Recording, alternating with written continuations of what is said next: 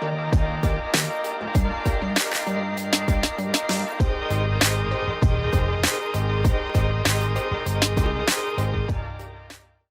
les decía, gracias a Dios que el Señor designó que pudiéramos celebrar nosotros este día, forzándonos a recordarlo una vez al año, cuando menos. Y gracias a Dios porque este evento realmente cambió la historia de la humanidad, cambió el destino de la humanidad, cambió inclusive la naturaleza de la humanidad. Y lo que es bien interesante, que la cambió por medio del testimonio de un puñado de hombres que fueron testigos oculares de la resurrección. Fueron testigos de lo que sucedió. Por 3 años anduvieron con el Señor Jesús y fueron testigos de su vida, no solamente una vida ejemplar, sino una vida extraordinaria, inclusive a veces desconcertante para ellos, que no entendían la naturaleza de Jesús. Decían, ¿quién es este hombre? ¿Qué tipo de hombre es?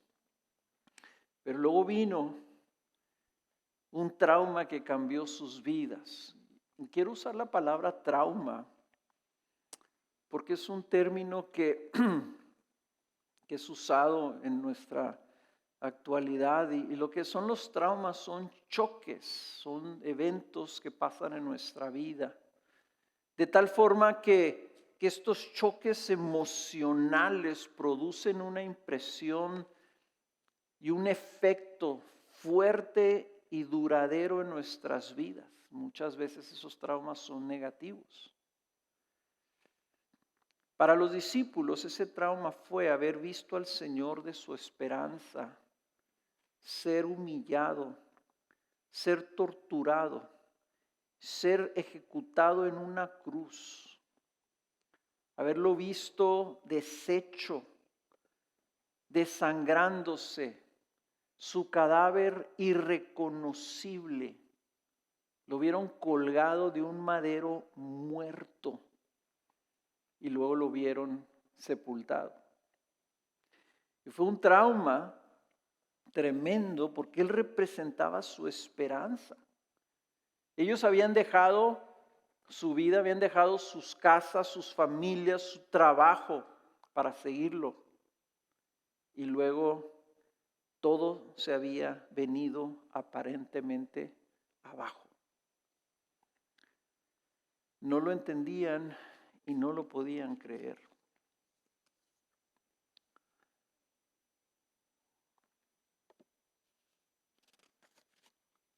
Luego viene un segundo trauma.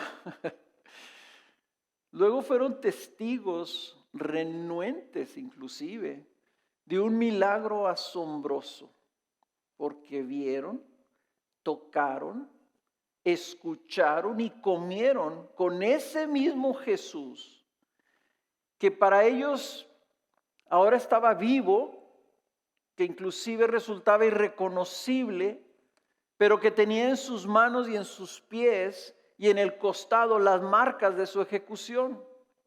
Vieron a Cristo Jesús resucitado. Ese segundo trauma, aún más poderoso que el primero,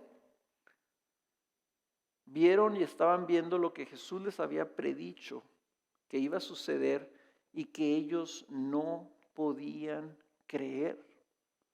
Hasta el final el Señor tuvo que abrirles las mentes, tuvo que ayudarlos por medio de su Espíritu a que pudieran creer. Y cuando empoderados por el Espíritu Santo, llenos del Espíritu, salieron a dar testimonio de ese evento, el mundo se dio cuenta que estos hombres habían sido transformados. Se volvieron testigos poderosos, testigos de algo que verdaderamente era increíble. Ellos estaban afirmando que un hombre que había sido ejecutado había resucitado por simple fuerza del poder de Dios. Cuando estaba yo leyendo este pasaje, la pregunta que se me vino a mi mente es, ¿de qué se trata el cristianismo? ¿Qué es lo que creemos? ¿Qué es lo que afirmamos? ¿Qué es lo que predicamos? Para los apóstoles que vivieron estos dos traumas, contestar a esa pregunta era muy sencillo. Si a ellos les preguntaras, ¿de qué tienes que dar testimonio? Ellos te contestarían, simplemente se trata de dar testimonio de que Jesús resucitó de entre los muertos después de que había padecido. Muy sencillo fue para ellos. Y si ustedes ven el libro de Hechos, ese testimonio es completo. O sea, eso es lo que ellos salieron a predicar. Y ese testimonio cambió el mundo entero. Nos cambió a nosotros, nos llegó a nosotros.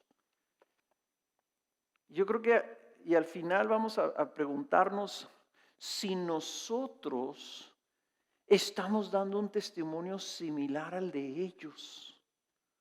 O si ya nuestro testimonio ya se ha convertido en otra cosa. Porque al final de cuentas, lo único que nosotros estamos afirmando es que este Jesús que fue ejecutado en una cruz, vive hoy y reina como Señor y Cristo. Ese debe ser nuestro testimonio. Ese es el Evangelio. Y lo que vamos a ver, la razón por la que escogí yo este pasaje, porque es el segundo sermón de Pedro, con motivo de que los apóstoles estaban en Jerusalén, donde recibieron el Espíritu Santo, y estando en Jerusalén salían al templo a predicar, a dar testimonio.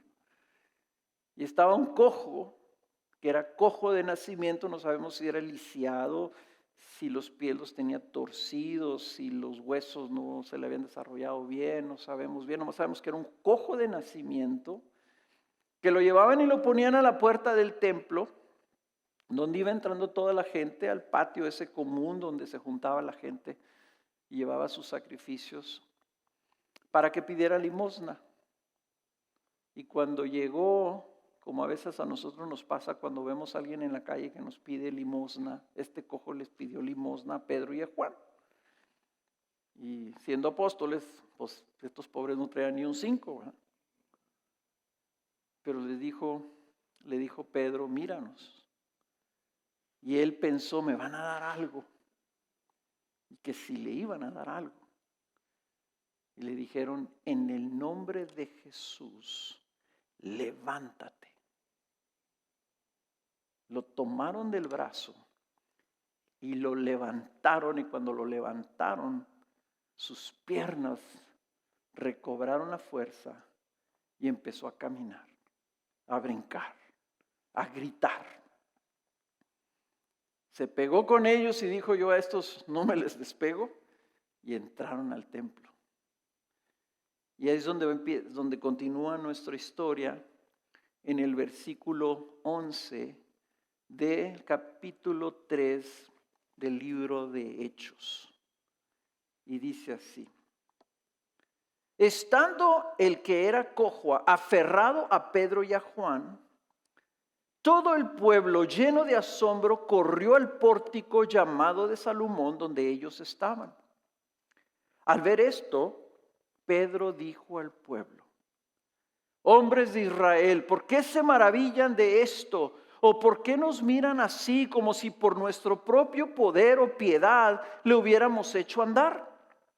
El Dios de Abraham, de Isaac y de Jacob, el Dios de nuestros padres, ha glorificado a su siervo Jesús, al que ustedes entregaron y repudiaron en presencia de Pilato cuando éste había resuelto poner a Jesús en libertad. Pero ustedes repudiaron al santo y justo y pidieron que se les concediera un asesino. Y dieron muerte al autor de la vida, al que Dios resucitó de entre los muertos, de lo cual nosotros somos testigos. Por la fe en su nombre, es el nombre de Jesús lo que ha fortalecido a este hombre a quien ven y conocen. La fe que viene por medio de Jesús le ha dado a esta perfecta sanidad en presencia de todos ustedes.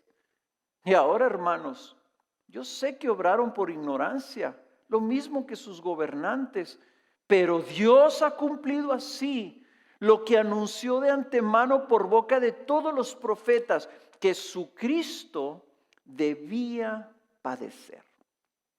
Por tanto, arrepiéntanse y conviértanse para que sus pecados sean borrados, a fin de que tiempos de alivio vengan de la presencia del Señor.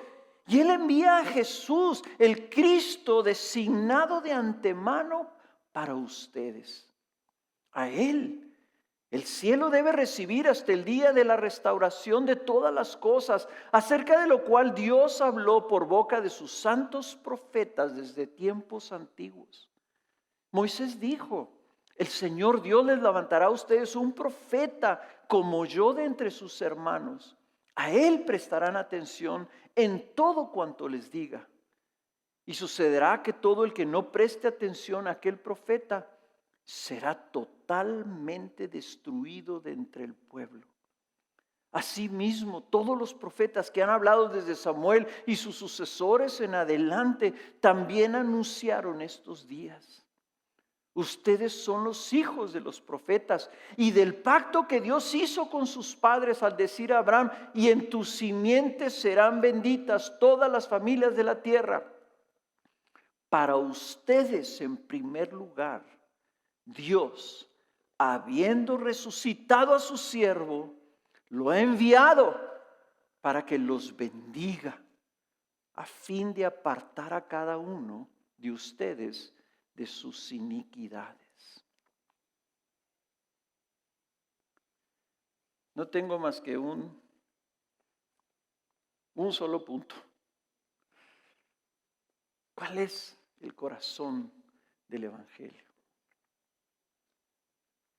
El Evangelio, hemos dicho, se trata de Jesús. El Evangelio es el anuncio de que Dios dio a Jesús al mundo. ¿Cuál es el corazón de ese Evangelio? Pues el Evangelio empieza con Jesús, y aquí Pedro lo hace y señala precisamente eso cuando ellos ven a este cojo aferrado a ellos. Y lo primero que hace Pedro, dice: calmados, no nos vean a nosotros. Se trata de Jesús. Dios glorificó a Jesús. No pongan sus ojos en nosotros. No se trata de nosotros, no es nuestro poder, no es nuestra piedad, sino que es Jesús exaltado, Jesús glorificado por Dios, Jesús levantado de entre los muertos, el que lo ha sanado. En otras palabras, ahí estaba el cojo como un testimonio de que Jesús había resucitado y estaba ahora bendiciendo al mundo. Estaba ahora operando como Dios y Señor. De tal forma que la simple fe de los apóstoles en ese nombre, en esa gloria, en ese Cristo resucitado, había sanado al cojo. El Evangelio se trata de Jesús, de un Jesús glorificado por Dios y de un Jesús poderoso y reinante que cambia vidas. Ahora, el corazón del Evangelio lo explica Pedro aquí en el versículo 18,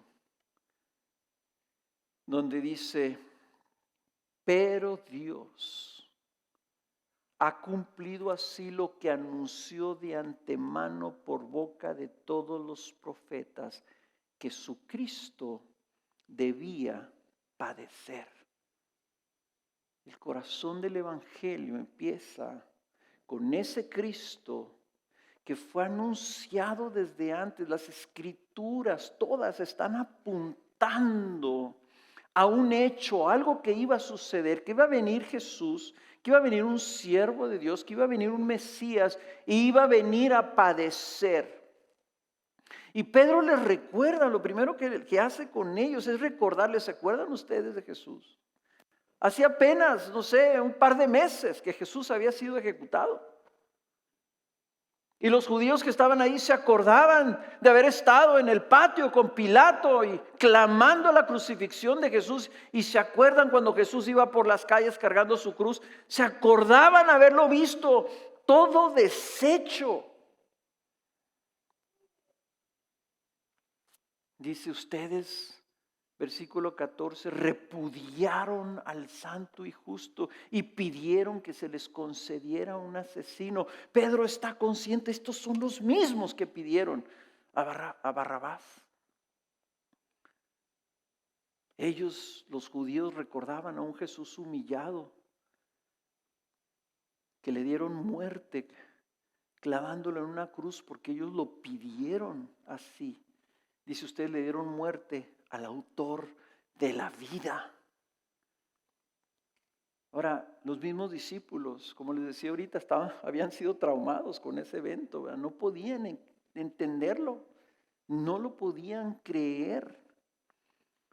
¿Cómo podía ser Jesús el Salvador del hombre si Él mismo estaba demostrando tal disposición a ser humillado, a ser maltratado, a dejarse matar? ¿Podía este hombre colgado ahí en esa cruz ser el Salvador del mundo? ¿Ser el Cristo que ellos esperaban, el Rey que iba a venir a poner en orden todas las cosas? No le entendían. Jesús se los había repetido, se los había anunciado. Cuando iba bajando de Galilea a Jerusalén, 3 veces se los repitió y ellos no lo entendían. Fíjense cómo lo pone, y abran ahí en Lucas 24, cómo lo pone el mismo autor, Lucas.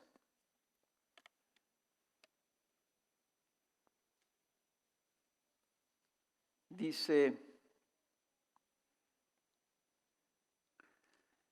el versículo 25, 24, 25, y póngale por ahí un papelito porque vamos a volver a ese capítulo, porque se me hace muy interesante cómo Lucas, que escribe su evangelio y luego escribe Hechos, cómo concuerdan y cómo dice lo mismo, ¿verdad? En Lucas, que dijo Pedro, ¿verdad? Dice el 25, entonces Jesús les dijo, oh insensatos y tardos de corazón para creer todo lo que los profetas han dicho. Le estaba diciendo eso a 2 discípulos que habían estado con él, que habían escuchado a Jesús decirles y anunciarles estas cosas. Y le dice Jesús en el 26, ¿no era necesario que el Cristo padeciera todas estas cosas y entrara en su gloria? Comenzando por Moisés y continuando con todos los profetas, les explicó lo referente a él en todas las escrituras. Entonces, acá en Hechos, en el versículo 18, dice que Dios cumplió de antemano por boca de todos los profetas que su Cristo, y usa esta palabra, debía padecer. Y Lucas acá en el 26 dice que era necesario que el Cristo debía padecer. ¿Cómo que necesario? ¿Cómo que esto era como obligación de que Jesús padeciera así? ¿Cómo es esto? Cristo al venir se despojó de su grandeza, de su majestad, de sus prerrogativas como Dios. Se hizo hombre, compartió nuestras debilidades y flaquezas. Sufrió hambre, sufrió el dolor, sufrió la pena humana, sufrió las tentaciones, padeció frío, padeció calor, padeció tristeza, padeció soledad, sufrió rechazo, crítica, burla, abuso, tortura, la deshonra pública y la degradación completa de su humanidad al ser ejecutado, clavándolo desnudo en una cruz. ¿Cristo debía? ¿Era necesario eso? Cuando Cristo vino en una postura de humildad a sufrir humillación. Los discípulos no entendieron. Pedro inclusive le dijo, nunca pase esto, Señor. Y lo quiso detener de que fuera a Jerusalén. Y Jesús hasta le dijo, apártate de mí, Satanás. Era necesario. Cada elemento de su padecimiento humano era necesario porque algo estaba sucediendo aquí. Y lo primero que estaba sucediendo es que Dios mismo estaba teniendo compasión del hombre. Hace tiempo leí un libro que se llama La cruz delante de mí, de dos autores, uno de ellos que es un autor que ha escrito un libro también muy bueno sobre la unión con Cristo. Y ellos están ilustrando el sufrimiento de Cristo por compasión. Lo llaman, esto exactamente es lo que es la compasión. Y hablan de que no hay manera de tratar con el sufrimiento de una persona de manera abstracta o distante. Si una persona está sufriendo tremendamente y tú nomás le llamas y le dices, ay, me duele mucho, hermano, pero ya sabes, estamos contigo. Y le cuelgas y tú piensas, ya ayudé al hermano. ¿Sabes una cosa? No le ayudaste en lo más mínimo. No hay manera, tal vez cumpliste con una cortesía, pero no hay manera de tratar el sufrimiento humano a menos de que puedas sufrir o identificarte con su sufrimiento. Por eso ellos los llaman compasión. Porque la palabra compasión literalmente en su etimología griega significa sufrir juntos, padecer juntos. Y eso es lo que hizo Jesús. Eso es lo que hizo Dios. No trató nuestro problema de nuestro estado de corrupción, de perdición, de muerte eterna. Él no lo trató de una manera abstracta ni distante. Lo hizo viniendo a nosotros, haciéndose como nosotros, sufriendo con nosotros. Sufriendo como nosotros y llevando en su propio cuerpo el dolor de la pena de ser hombres y mujeres caídos.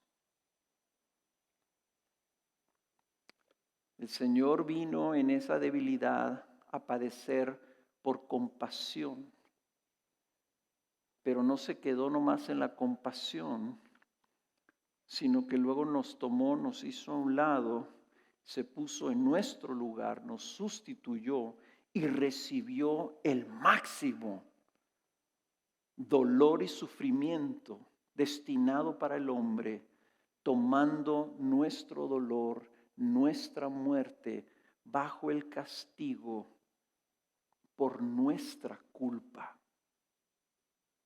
Él recibió la ira de Dios, que puedes tú designarla como describe el máximo dolor y sufrimiento que puede tener una persona.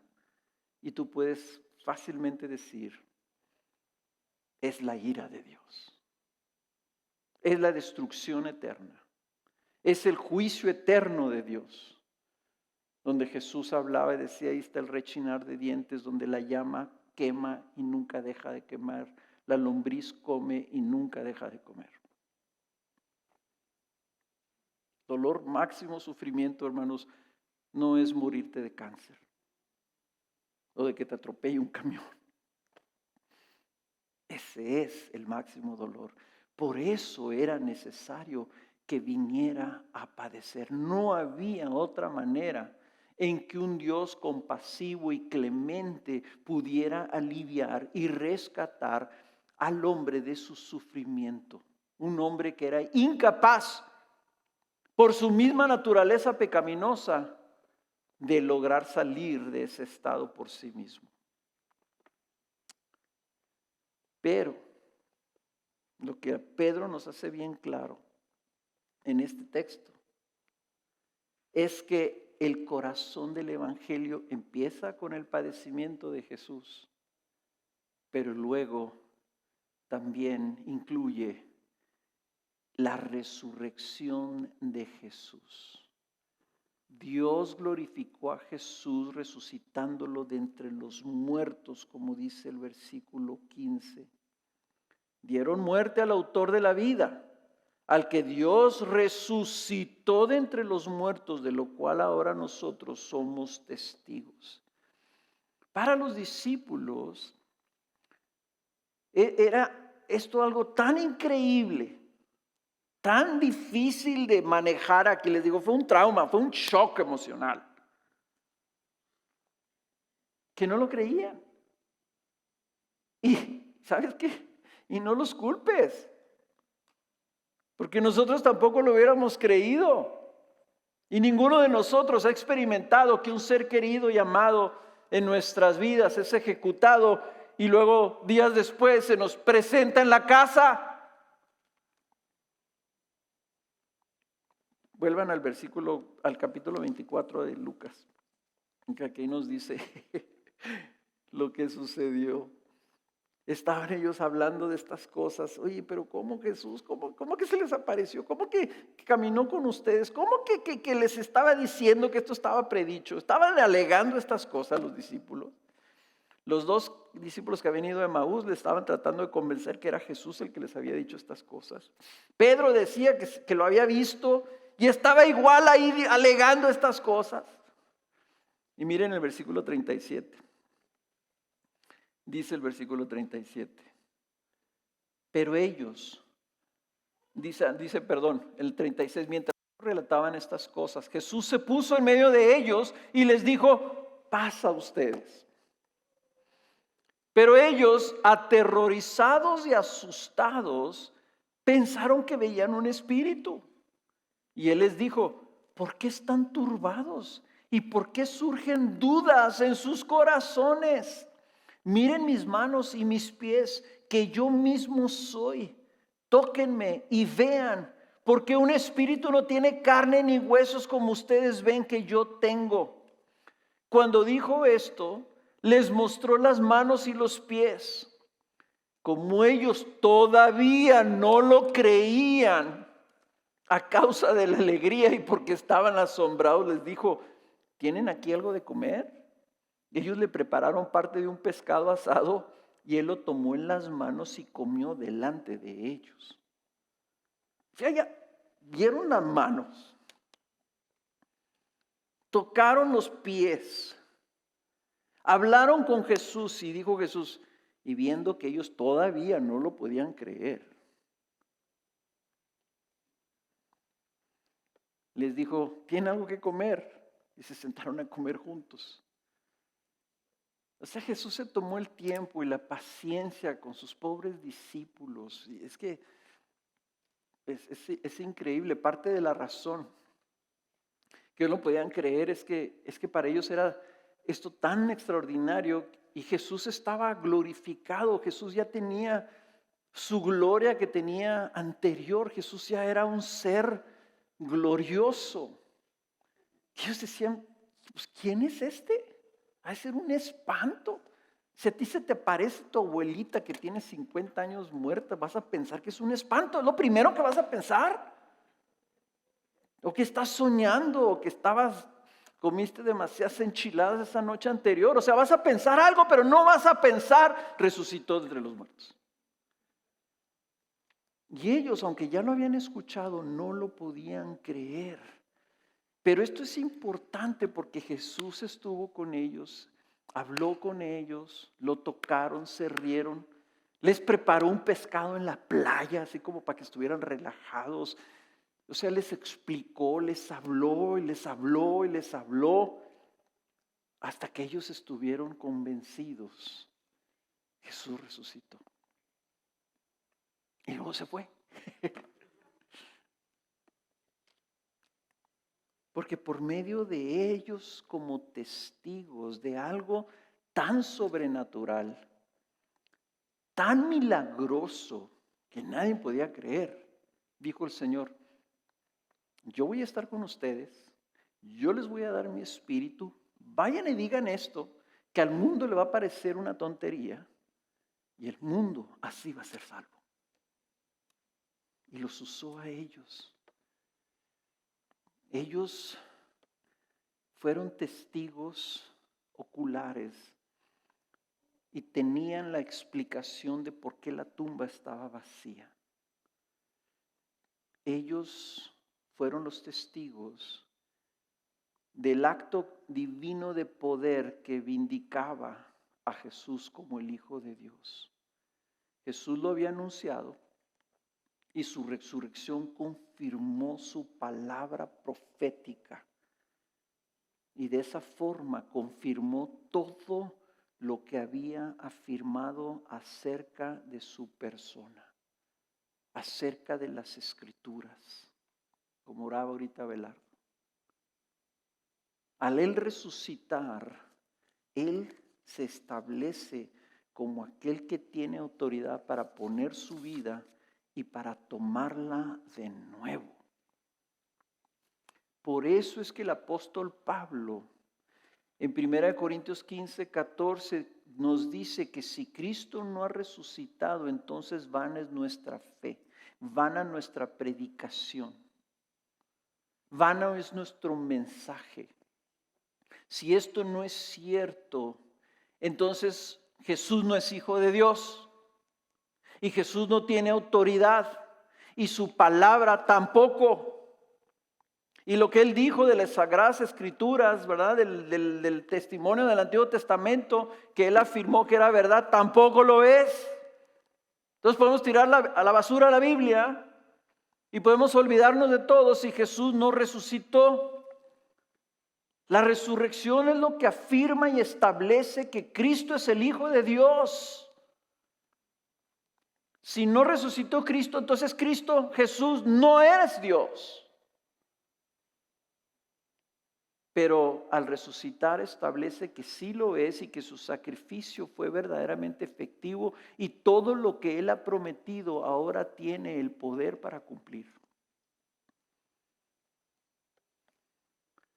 Miren cómo lo pone el libro de Hechos en el capítulo 2. Este es uno de mis pasajes favoritos. Siempre que lo leo me entusiasma.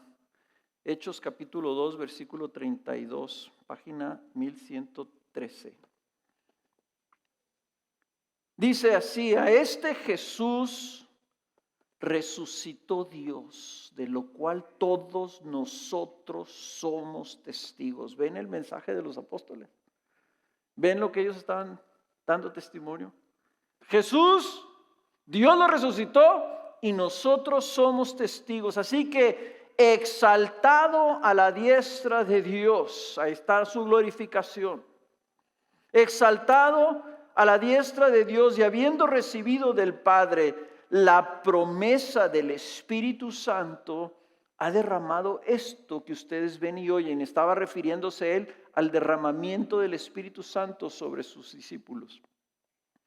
Porque David no ascendió a los cielos, pero él mismo dice: dijo el Señor a mi Señor, siéntate a mi diestra hasta que ponga a tus enemigos por estrado de tus pies. Dios, hablándole a Jesús, le dice eso. Y luego dice el versículo 36, sepa pues con certeza toda la casa de Israel que a este Jesús, a quien ustedes crucificaron, Dios lo ha hecho Señor y Cristo. Toda autoridad le ha sido dada. Por eso que los discípulos dijeron, en el nombre de Jesús, el que tiene toda autoridad, todo el poder, el que es Dios, es que este hombre fue sanado. Porque ese hombre era el testimonio de que Jesús tenía toda la autoridad para que en su nombre se hiciera lo que quisiera. Que se hiciera inclusive como está declarado en Colosenses, en su nombre se hizo todo el universo. La resurrección entonces es el tema central del testimonio de los apóstoles al mundo. Pero su testimonio no solo afirmaba que verdaderamente estaba vivo. A veces nos quedamos, ¿verdad?, con decir, Jesús está vivo. Pues qué padre. Pero ahí se quedas corto si solamente afirmas que Jesús está vivo. Lo que está diciendo aquí Pedro es que la resurrección afirma que Jesús está vivo, resucitó, pero también que entonces Jesús es efectivamente el Señor, el Dios de este mundo, el Rey de este mundo y el Salvador de este mundo. Por eso es que la resurrección todo lo cambia. Los judíos dudaban que Cristo fuera el Hijo de Dios. Para muchos esa afirmación era una blasfemia, pero ahora, ante la realidad de que se había levantado de entre los muertos, ese hecho aseguraba y establecía que lo que él decía de sí mismo era verdad.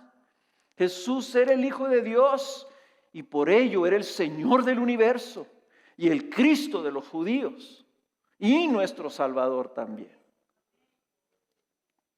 Ahora, no solamente se queda ahí Pedro, afirmando el corazón del Evangelio que Cristo debía padecer y que Dios resucitó a Cristo.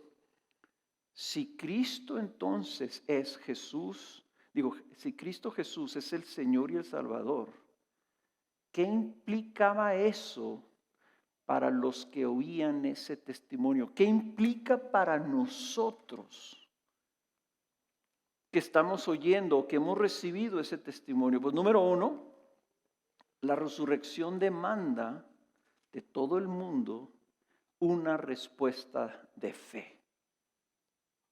La resurrección demanda una respuesta de fe.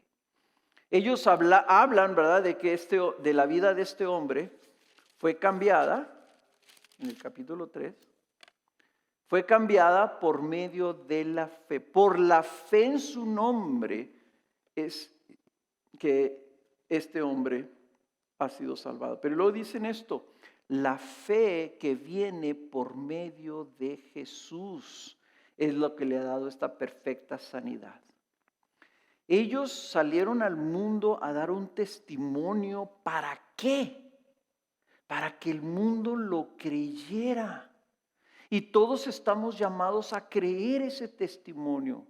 Porque ese testimonio, aquí está escrito. Fue registrado y nos lo dejaron por escrito. Un testimonio que se ha transmitido por 20 siglos. Un testimonio de más de 500 personas que vieron a Cristo vivo. Un testimonio que ellos firmaron con su propia sangre. Un testimonio de estos hombres que perdieron todo por dar ese testimonio, que no ganaron nada. Un testimonio que si aquí en una corte de ley, con uno o dos testigos condenan a un hombre a la cárcel o a la muerte,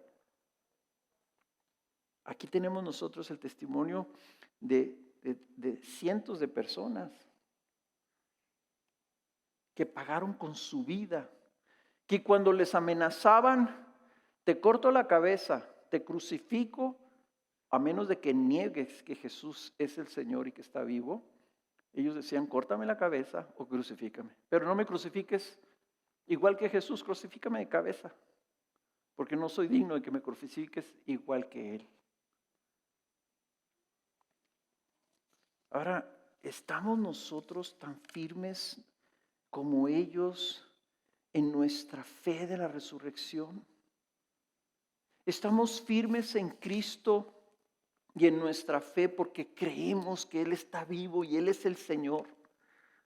¿O estamos siguiendo una religión?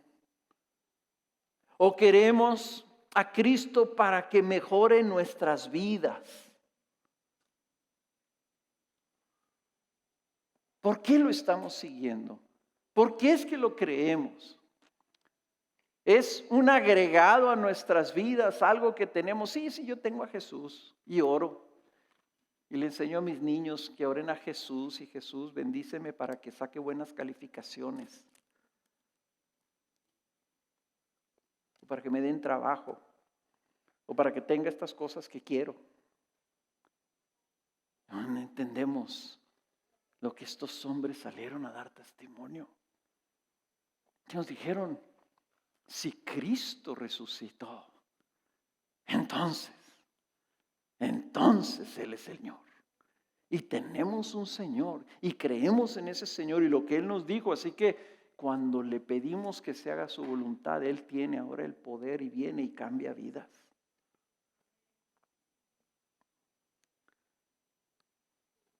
¿Qué otra cosa nos pide la resurrección? ¿Qué implica? Pero les dije que iba a tener un solo punto, pero este es el segundo punto. El llamado.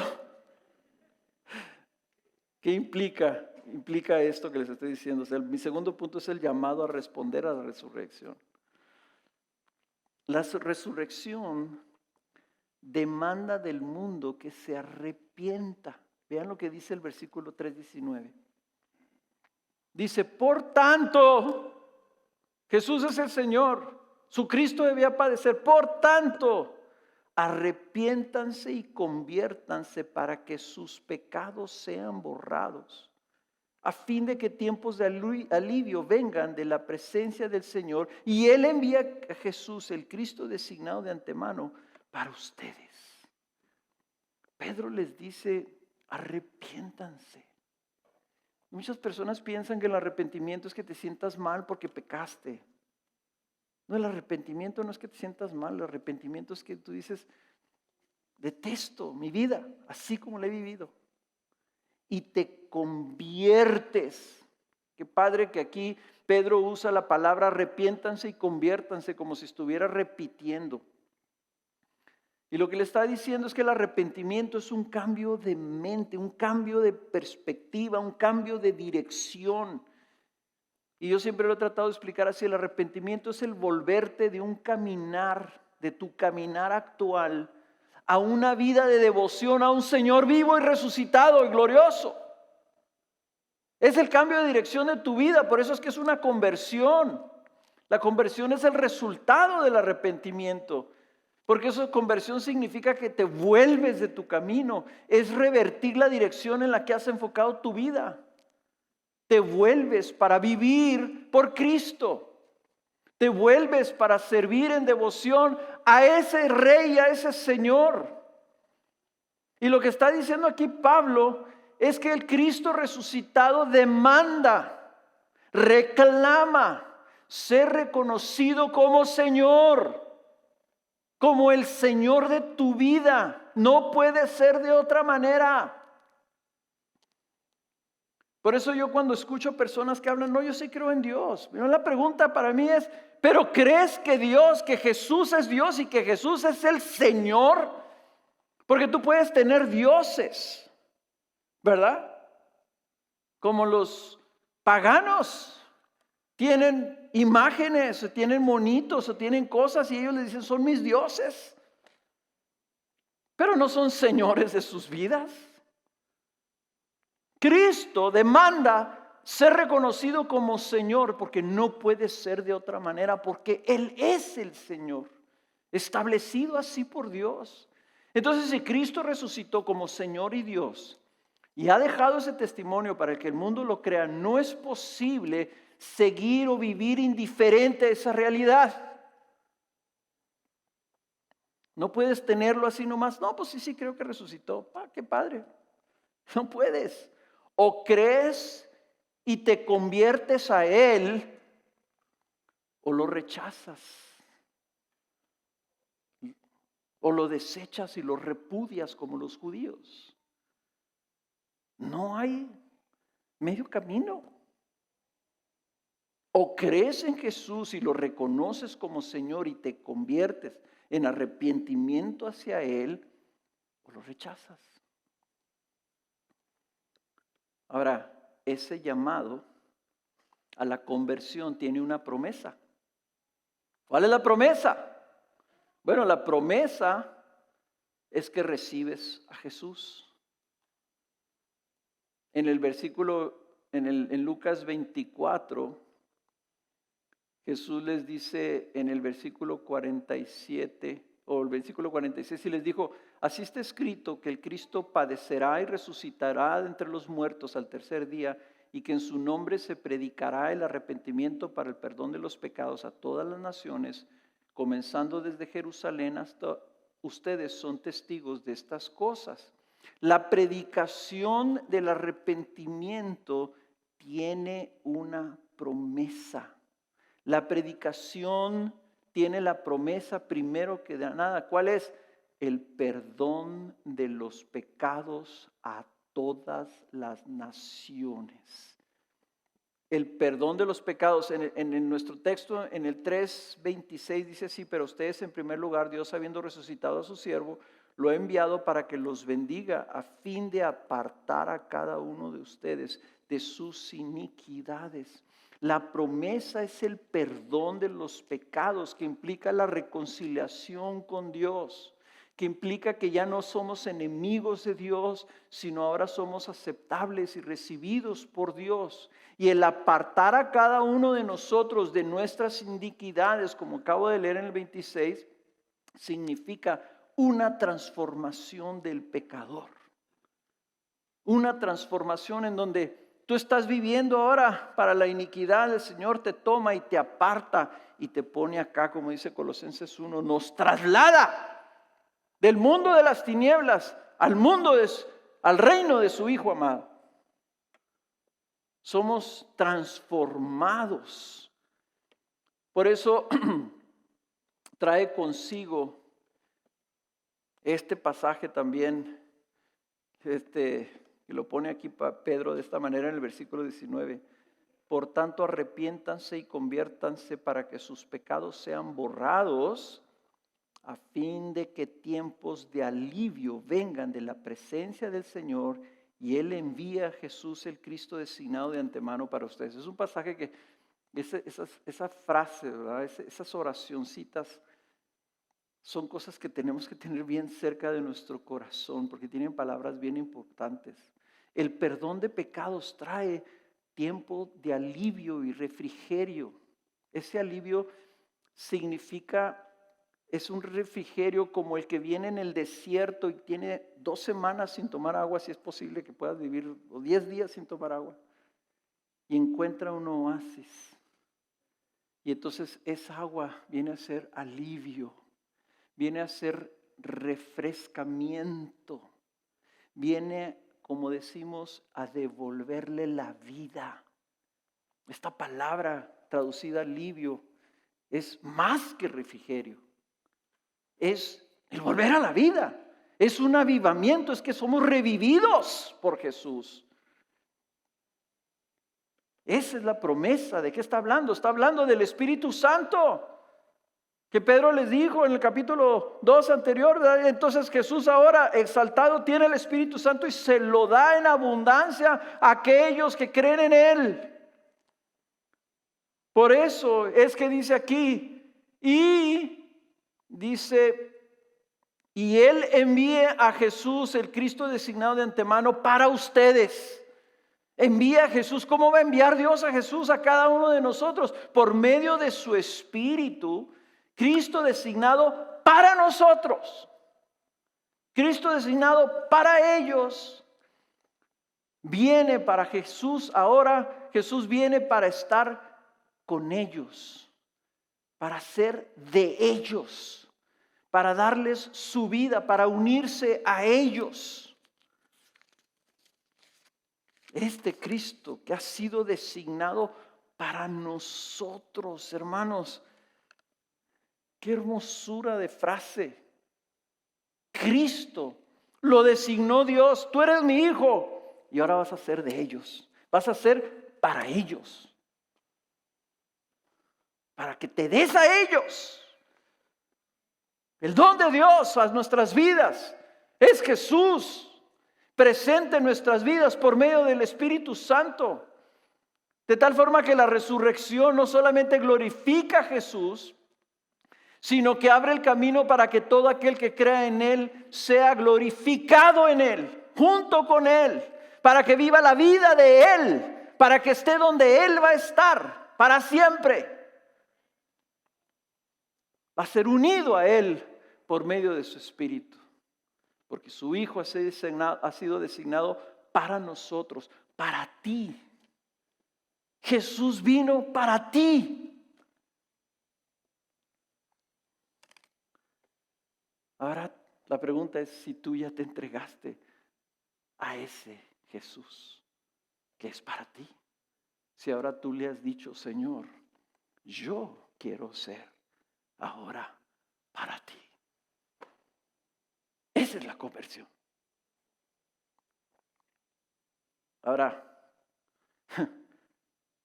muy rápidamente en el versículo 23, también Pedro les dice que esa conversión también tiene una advertencia. Hablando de Moisés, la profecía de Moisés de que iba a venir otro profeta, sucederá que todo aquel que no preste atención a aquel profeta, ¿cuál profeta? A Jesús, será totalmente destruido de entre el pueblo. Si tú rechazas en desobediencia ese llamado de responder al que ha sido confirmado como Señor y Cristo, hay una consecuencia. ¿Cuál es? La destrucción. Ya lo dije antes y lo voy a repetir. Si Cristo resucitado demanda ser reconocido como Señor, no puede ser de otra manera. No hay un camino intermedio. Si Cristo resucitó como Señor y Dios y ha dejado ese testimonio para que el mundo lo crea, no es posible seguir en indiferencia a esa realidad. No es posible ser indiferente. No es posible decir, pues déjame ver a ver si en unos años yo respondo. O crees y te arrepientes y conviertes a Él, o rechazas a Cristo como Señor y serás destruido por el juicio de ese Señor. Por eso siempre para todos, ¿verdad? Una buena práctica es siempre mantener esta disyuntiva, esta dual posibilidad delante de nuestros ojos. Estoy respondiendo al Señor resucitado, estoy respondiendo ante esa realidad como Él siendo Señor de mi vida, o estoy rechazando esa realidad en mi vida, o estoy viviendo como si esa realidad no fuera lo más importante de mi vida. Finalmente, por último, la resurrección demanda que nosotros lo anunciemos también. Pedro les dice a ellos, a los judíos, en el versículo 25, que ellos son hijos de los profetas y del pacto que Dios hizo con sus padres. Él estaba predicándole a los judíos. Pero les dice la promesa que le fue dada a Abraham de que en tus simientes serán benditas todas las familias de la tierra. Dice, para ustedes en primer lugar, y luego implica, hay un segundo lugar, ¿verdad? Dios, habiendo resucitado a su siervo, lo ha enviado para que los bendiga. Jesús les explica a sus discípulos el propósito de Dios en su muerte. Y les dice a sus discípulos en el capítulo 24 de Lucas que en su nombre se predicará el arrepentimiento para el perdón de pecados a todas las naciones, comenzando desde Jerusalén, o sea, primero a ellos y luego después a todo el mundo. Y manda a sus discípulos en la gran comisión a dar ese testimonio. Pero noten que la razón es, Cristo fue resucitado para bendición, para que los bendiga. Y esa bendición es para todo el mundo. Nos quejamos mucho de que el mundo está en ruinas. Y aquí tenemos nosotros el mensaje de bendición para el mundo. Por tanto, ahora nosotros somos los testigos. Los discípulos ya murieron, los apóstoles ya dieron sus vidas. Ahora nosotros somos los testigos. Pero me vas a decir, pero nosotros nunca hemos visto a Jesús, ni hemos comido con Él, ni se nos ha parecido, ni hemos tocado sus heridas. ¿Cómo empezó todo esto? Empezó con un cojo. Un cojo que no sabía nada de Jesús. Un cojo que tenía hambre. Pero un cojo que recibió el poder de Dios por medio de la fe en Jesús de sus apóstoles. Y nosotros que hemos recibido el mismo poder que levantó a ese cojo de nacimiento, está en nosotros ahora. Y está transformando nuestras vidas. Y ahora nosotros, como el cojo, somos los testigos. Por la fe en el nombre de Jesús.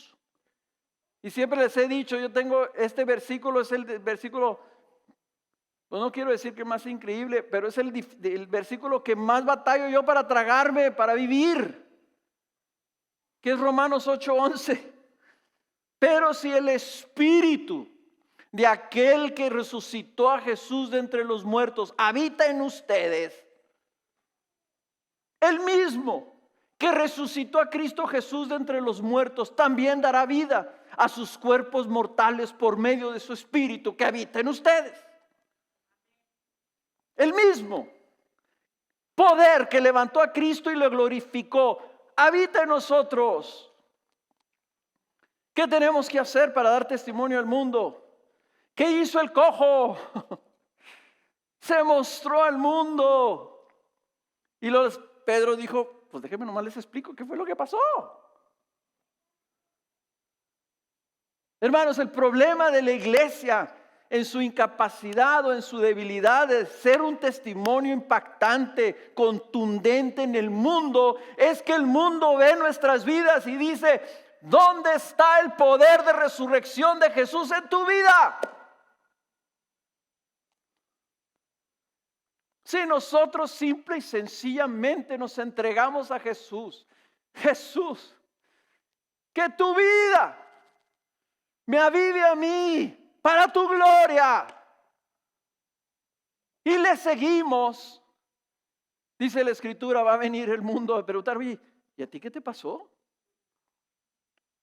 Y entonces fácilmente les podemos decir, Cristo Jesús padeció por mí, por ti. Resucitó y es el Señor.